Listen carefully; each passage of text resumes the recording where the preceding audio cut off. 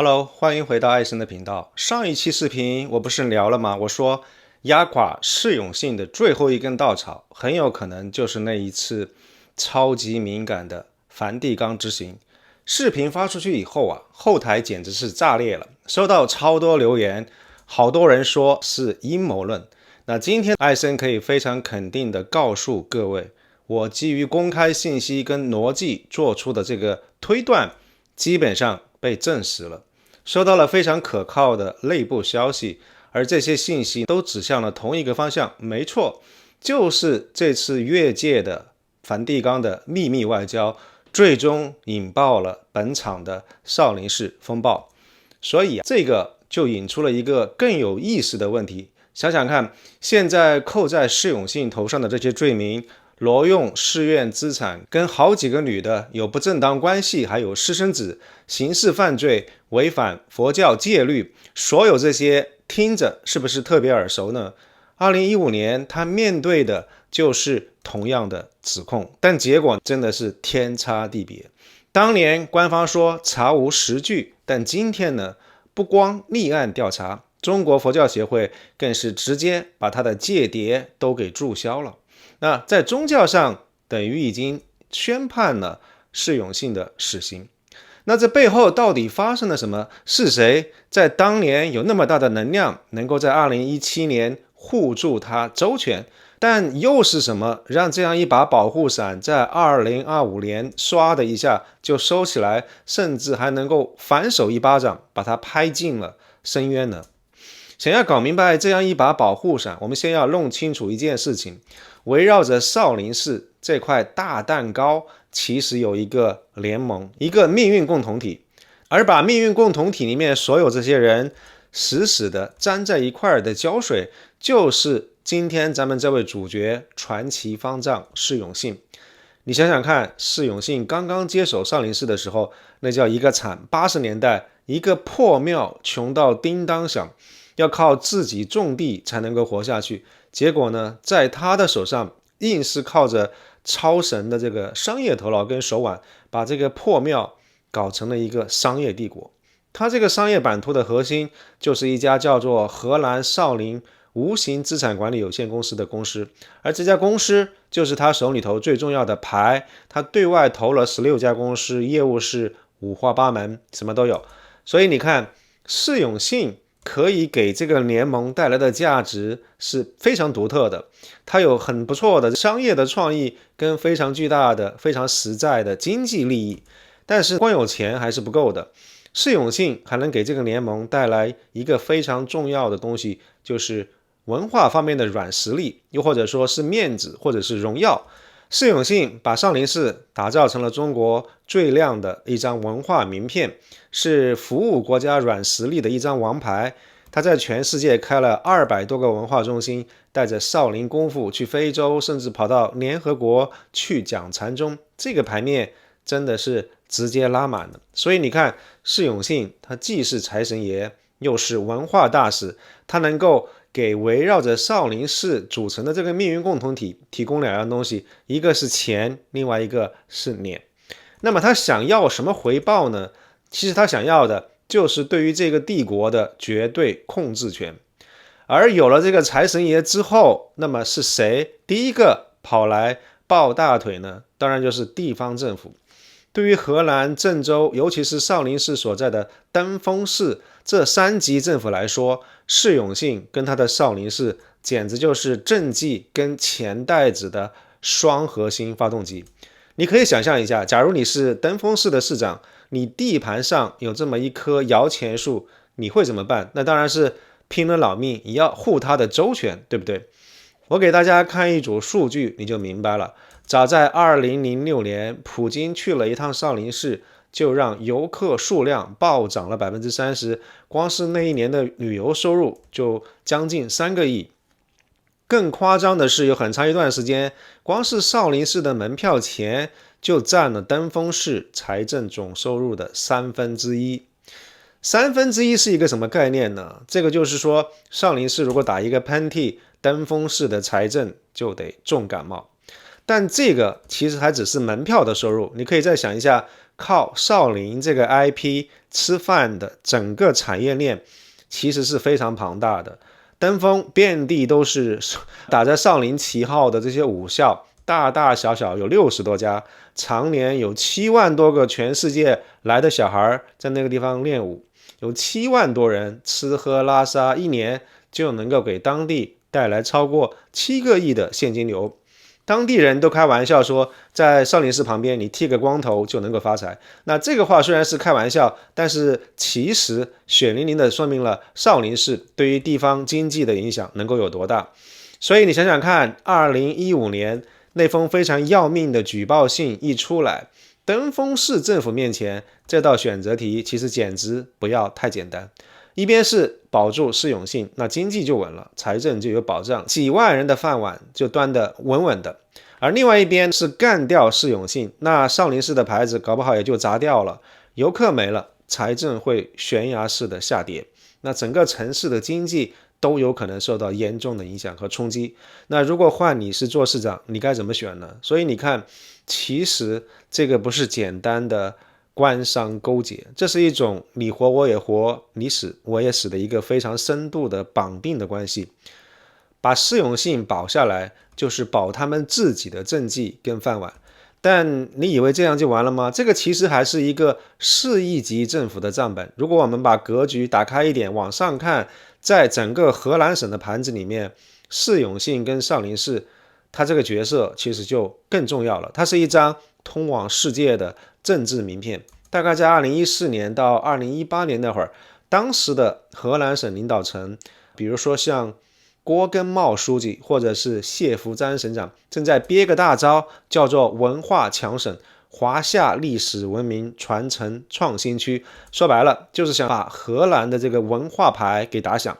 那问题来了，用什么符号来代表荷兰文化呢？是豫剧吗？还是甲骨文？这些当然都非常的牛，但是在国际上还有谁的名气能干得过中国功夫，干得过少林寺呢？而释永信他牛就牛在非常精准地抓住了全世界对于中国功夫、对于功夫文化特别上头的那个窗口期，把少林文化拼命地往外推。你看他带着这个武生团满世界的跑，在各地都开文化中心。所以在省领导的眼里，释永信他不是一个普通的大和尚，他是一个能够帮河南实现他们文化战略的一个猛将，是一个行走的文化外交官。所以我们看到，从登封市的经济账到河南省的政治账，释永信都成了那个缺不了的核心人物。这个由地方政府跟少林寺实体组成的一个共生联盟就这么建立起来了。好了，我们现在有了这个联盟作为基础，其实铁三角还差那么一个角，就是教，也就是宗教跟统战管理系统。他们的作用就是给这个联盟充当压舱石，给他盖一个合法的章。对于他们来说，他们需要一个正面的典型，在当时那样一个国际环境的底下，一个繁荣的、稳定的，还能够积极对外进行文化交流和输出的少林寺，就是证明咱们中国宗教政策搞得好的一个非常活生生的例子。那只要释永信他不碰触政治红线，保住这个典型，就对大家都有好处。那么作为交换，他们给了释永信最关键的东西，就是体制类的身份认证。比如说当年有人质疑释永信的方丈资格，2017年调查结论一句话就给顶回去了，就说方丈资格的获得合法合规，这个就是官方盖章，是释永信地位稳固的一个根基。那如果说政商教三方的需求是这个联盟的基础，那么2009年的一场上市风波就彻底的把这个联盟的关系用白纸黑字的合同给锁死了。2009年，登封市政府想干一票大的，他们拉来了央企香港中旅集团，准备搞一个合资公司，把少林寺的这个门票这些资产打包，目标是2011年来上市。消息传出来，释永信跟少林寺直接炸了，他们感觉自己被出卖了。释永信曾经公开说这个事儿他完全不知道，而且坚决反对，说搞这样一种高风险的交易有损武术精神。所以你看，这样一场冲突的背后其实是两种逻辑在打架。地方政府想要的是少林寺是国家的文物，建在我的地盘上，我想怎么搞就怎么搞。说白了就是你们和尚就应该好好练经，经济上的事儿听我们政府的安排就好了。但是释永信不这么想，他坚持少林寺是子孙庙，庙里面的钱和人都得我们方丈和和尚自己说了算。结果你猜怎么着？2013年，少林寺直接一纸诉状把政府下属的这个嵩山管委会给告了，理由就是拖欠了他们快5000万的门票分成。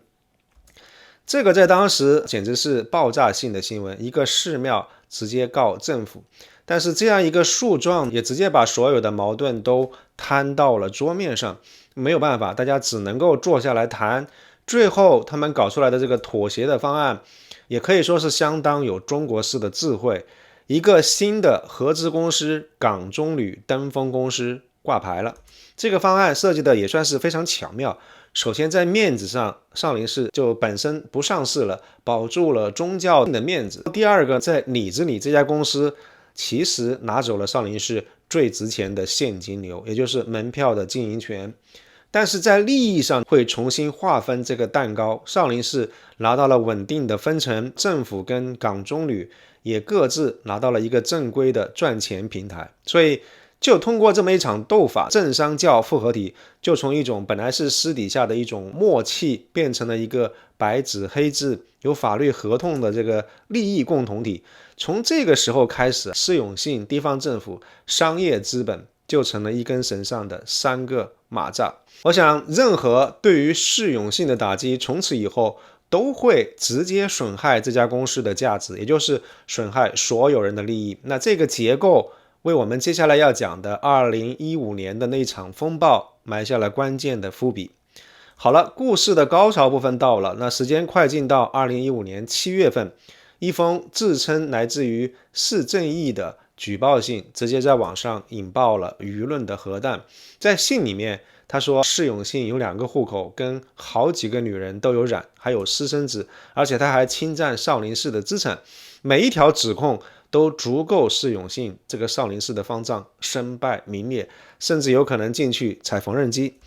当时这个事件掀起的舆论海啸比今天这样一波还要猛得多，所有人都会觉得说释永信这回估计死定了。但结果呢，磨磨唧唧的调查了1年半，搞了一个冷处理之后，一份官方的正式通告出来了。你猜怎么着？几乎把所有要命的指控全都给洗干净了。经济问题那是代持，私生子那是收养的，双重户口那是历史问题，已经注销了。这个就是所谓的非常典型的软着陆，一颗本来能够置他于死地的核弹，最后被定性成了一次内部管理的小失误。这个到底是怎么样能做到的？没错，就是我们前面花了半天功夫给大家做铺垫的那个利益联盟，在整个事件当中全力发动完成的这个工作。首先你看宗教管理部门，他们最关心的是什么？他们不关心钱，他们关心稳定，稳定压倒一切。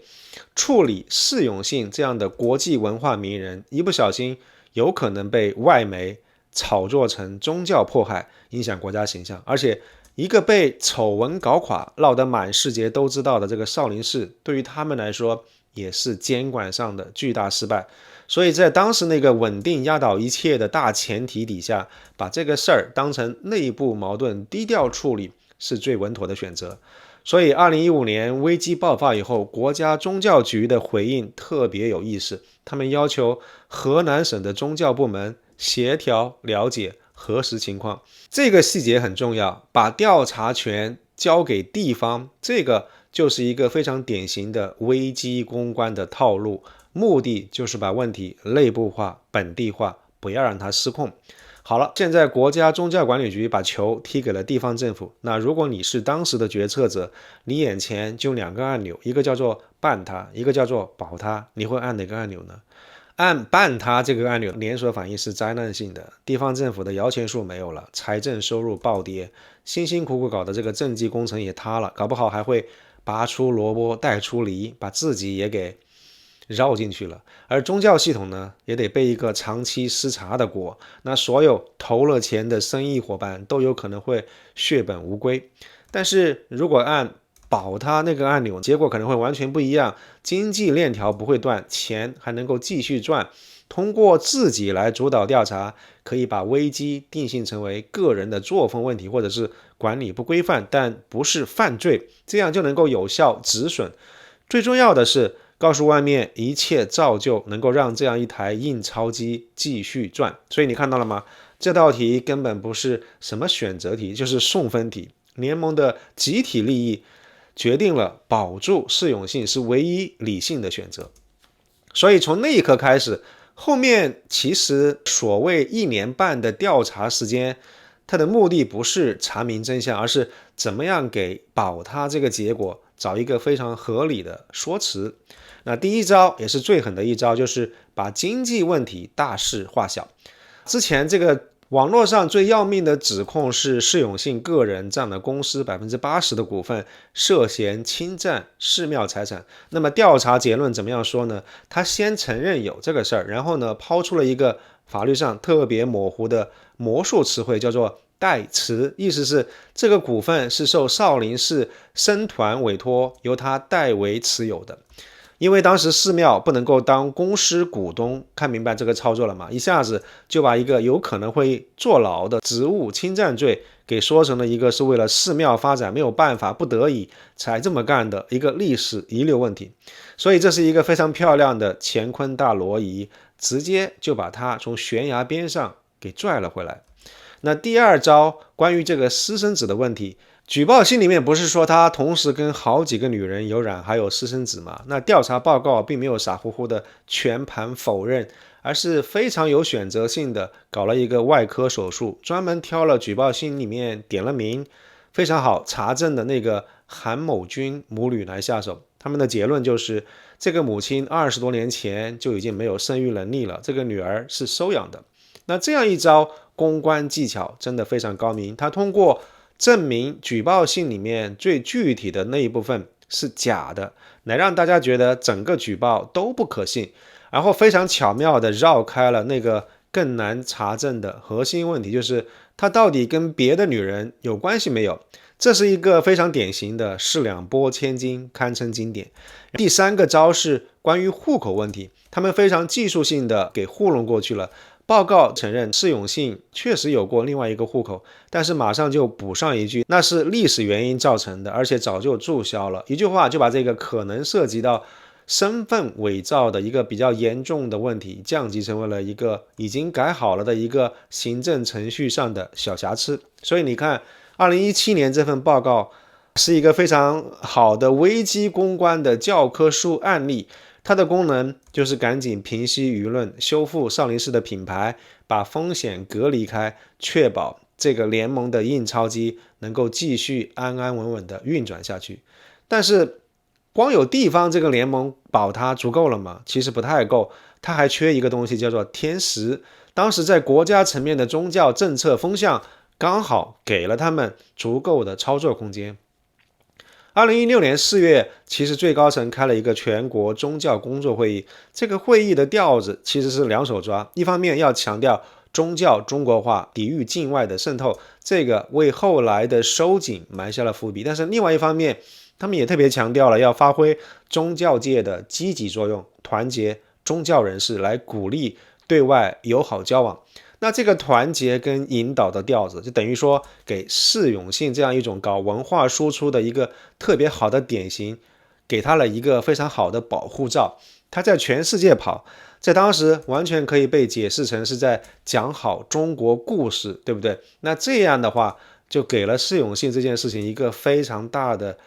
可以操作的空间，是严办还是放他一马，都有政策可以用来说。这个也就给了地方政府可以去活动、去操作、去打开另外一扇窗的这个机会。为了让大家看这个事情看得更加明白，我们可以做一个简单的对比，就说2018年发生的学成法师案。学成法师当时是中国佛教协会的会长，他的地位比释永信更高，但是在他被举报性侵之后呢，官方其实处理起来非常的雷厉风行。国家宗教局的通报直截了当说，经查属实，直接移交公安处理。学成法师非常迅速就身败名裂。但为什么两个人的这个境遇会差这么多呢？其实案子本身性质不一样，但更深层次的原因，我觉得有2点。第一点，其实2018年是非常关键的一年，过了这一年之后，整个大环境收紧，游戏规则已经完全不同了。说句实话，我觉得释永信这个事儿，如果要是晚个1年半载的话，他自己估计也悬了。第二个也是最关键的，就是学成法师背后并没有一个像释永信那样能够跟地方政府的利益捆绑的那么深的铁杆联盟，所以他出事以后，并没有谁有那么大的动力和本事去保他。所以我们可以说2017年释永信的那次软着陆是天时地利和人和一起作用的结果，是地方利益联盟的自救，也是国家政策提供了足够的模糊空间。这个是在稳定压倒一切这个治理逻辑底下的最终的胜利。但是释永信跟他的盟友们可能没有意识到，他们躲过了一场风暴，但是却没有能够躲过整个时代的变化。那如果说2017年的软着陆只是暂时的喘息，我们刚才说了2018年是一个关键的年份，那为什么呢？因为从2018年开始，有3把从天而降的利剑彻底的砍断了释永信模式的根基。正应的那句话，大人们，时代变了。那第一把利剑就是政治风向变了，新官不理旧账。2018年以后，河南省的领导班子也换届了，原来搞文旅的那些领导都走了，新来的领导有全新的执政思路，他们的工作重点是什么？是平安河南、法治河南，是创新驱动、科教兴省。人家现在要的不是文旅，是高科技，是国家级的创新中心。所以对于新班子来说，前任留下来的这个跟少林寺不清不楚的烂摊子，它并不是什么香饽饽，简直是一个定时炸弹。少林寺虽然还有它自己的经济贡献在，但是在省级发展的大棋盘上，它的这个分量已经大大的下降了。新领导凭什么要冒着风险去保一个跟新的发展理念不搭调的一个旧模式跟一个旧人物呢？第二把剑是经济风向变了，国家要拆弹，要斩断。我想在经济上，2场全国性的运动直接打在了这个政商教联盟的7寸上。第一个就是全国上下都在搞的化解地方债的风险，中央方面已经下了死命令，严禁地方政府乱借钱，把融资平台跟政府信用的关系给切断。这意味着什么？意味着过去那样一种地方政府给企业站台、搞复杂资本运作的玩法，比如说我们刚才讲到的少林寺跟港中旅那样一种合作，现在开始变得极其的危险跟敏感。地方官的心态就是非常明显的多一事不如少一事，他们会把自己工作的重点从以前的这个搞钱变成了保命，而对于所谓的摇钱树也多了一分警惕。第二个，反腐的风刮得越猛了。19大以后，反腐的矛头指向了新的目标，官方的说法就是要斩断权力与资本勾连的纽带，要查资本无序扩张、平台垄断等等背后腐败的行为。我们可以大概体会一下，所有这些政策背后是不是感觉就差报释永信的身份证号码了？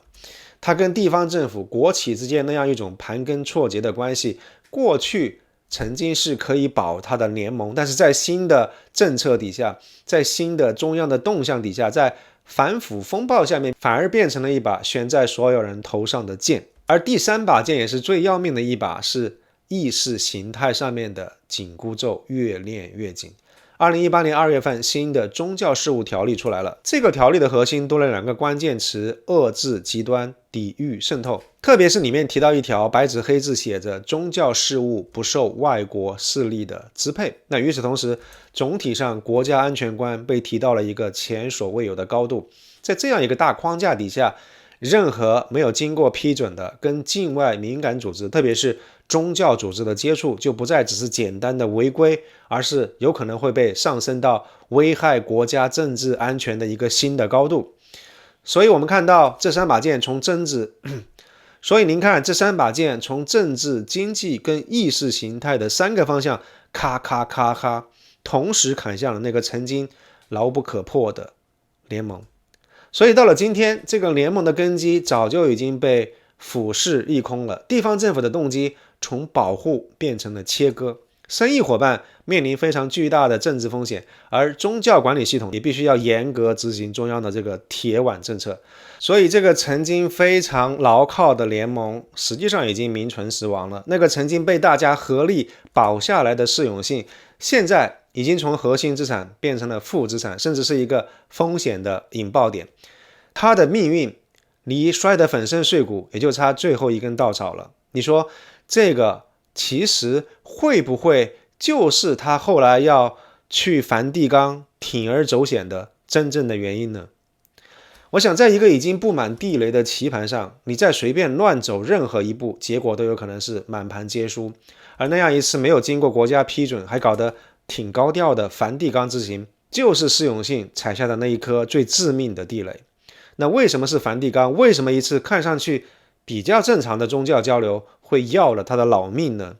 因为中国跟梵蒂冈的关系可以说这个地球上最敏感、最复杂的外交关系，核心的疙瘩就在于两个字：主权。首先就是主教到底是谁来任命的问题。北京肯定坚持中国的天主教会必须独立自主嘛，主教要我们自己去选。但是梵蒂冈觉得全世界的主教都是教宗来任命，那这个矛盾其实是根本性的、不可调和的。也正因为这样，导致双方从1951年就断交。虽然2018年签了一个非常脆弱的临时协议，但是双方的互不信任其实根深蒂固。其次就是绕不开的台湾问题。梵蒂冈它是欧洲唯一一个跟台湾还保持着所谓外交关系的国家，那这个就碰到了北京一个中国原则的绝对红线。所以在这么样的一个雷区里面，世永信作为中国佛教的头面人物，他自己跑去梵蒂冈，不管他自己怎么想，在官方的眼里面只有一个解释，就是你这是在公然挑战党的领导和国家主权，你绕开官方，直接跟我们有主权争议的外国势力接触，你到底想干嘛？世永信这个就是境外渗透的活教材，国家天天说要抵御境外的渗透，你倒好，主动跑过去跟人家接触，这个就是非常典型的引狼入室，对不对？所以世永信，你是不是在碰外交的红线？你是不是想在国际上制造一中一台的模糊空间呢？所以这么一个事儿的性质，就从个人作风、经济问题嗖的一下升级成了国家安全问题的时候，所有的一切都已经注定了。你想想看，地方政府他那些老的盟友，这个时候面对中央的雷霆之路，他唯一的选择是什么？当然是赶紧切割呀，甚至可能会主动要求参与到清算当中来将功补过。那所有那些国企生意伙伴，政治上那么敏感，他们会毫不犹豫地扔掉所有的商业利益，确保政治上的安全，全力配合调查。所以一场系统性的清算也就正式拉开了大幕。这就是为什么能够看到本次的通报用词跟2017年那次完全是两个画风，涉嫌刑事犯罪，挪用侵占寺院资产，与多名女性保持不正当关系。那所有这些指控听上去非常眼熟，没错，其实也就是2015年那封举报信里面的内容。但是当年被那个联盟硬压下去的问题，现在联盟一闪，政治风向一变，就全部都被翻出来，成了执行政治清算的非常合法的理由。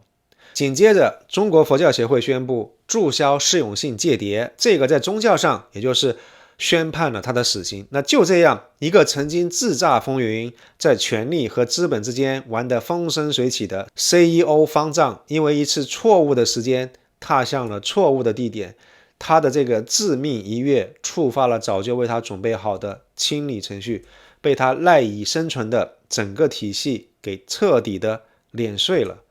所以我们现在回过头来看，世永信的崛起和2017年他有幸躲过一劫，其实都是一个特定时代的产物。他的命运的转折是中国政治经济范式从去中心化的野蛮发展阶段向中央集权的安全主义的转变所决定的。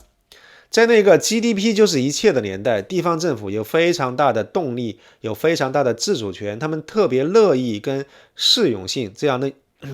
样一种能够搞钱的能人来结盟，还会给他提供保护伞。2017年的这个软着陆就是这样一种地方利益共同体能量的巅峰，而它的倒台呢，恰恰标志着一个新的时代到来，一个中央集权、国家安全、集体意识、意识形态被提高到最高位置的时代。在这个新的时代，地方利益必须要服从中央战略，经济的发展必须要让位政治安全，任何不可控的有潜在风险的个人和组织都将会被清理掉。那这个案子用一种最残酷的方式告诉我们一件事情，在中国现在的体制底下，你个人或者你那个小团体的命运最终取决于你跟不跟得上中央的大战略。你想想看，当国家需要开放的时候，适用性的国际范儿就是一个加分项，但是当国家开始强调内部安全、防范风险的时候，它那个庞大的商业帝国跟复杂的国际关系就从资产变成了负债。他去梵蒂冈的那一步为什么会那么致命呢？其实不是说这个行为本身怎么样，而是他用一种最极端的方式证明了他这个人已经跟新时代的国家战略完全脱节了，甚至是领着来。所以说适用性的宿命可能也就是所有那些靠着时代红利游走在体制边缘跟地方权力深度捆绑的这些能人们的一个共同的宿命。那么你认为在中国下一个倒下的会是哪一个领域的适用性呢？那这样一种系统性的清理最终会把中国带向何方呢？欢迎大家在评论区分享您的看法。如果这个视频对您有启发的话，请不要吝啬点赞分享，也不要忘记订阅爱生的频道，打开小铃铛，祝您有心情愉悦的一天。谢谢。